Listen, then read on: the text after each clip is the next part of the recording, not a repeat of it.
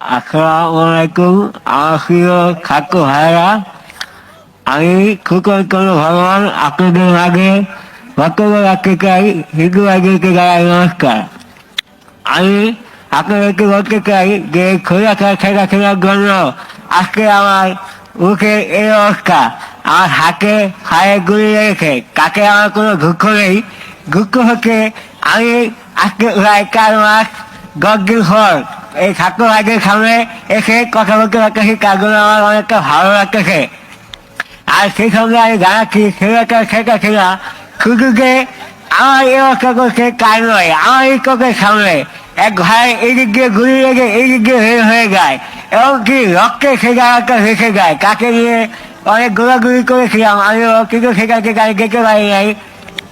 ডাক্তারের খানা ঘেরাও করার সময় তখন পুলিশ আমাকে খুব কাছ থেকে গুলি করেছিল।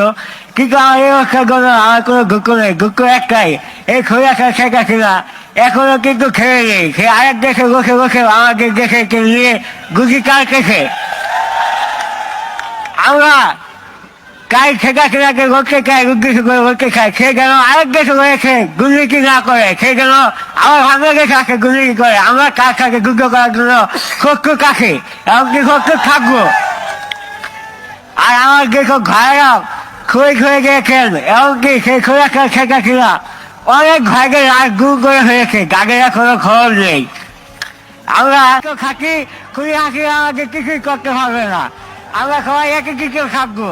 তাই খুঁড়ে হাঁকিলার কোনো গুলিকে এ দেশে করতে দেওয়া যাবে না। হ্যাঁ, আমিও খুঁড়ে হাঁকিলার থাকি চাই। আপনারা আমার জন্য দোয়া করবেন, আমি যেন আপনাদের মাঝে খুবগুলো করে খুব করে আবার আপনাদের মাঝে পড়াশোনা করতে পারি।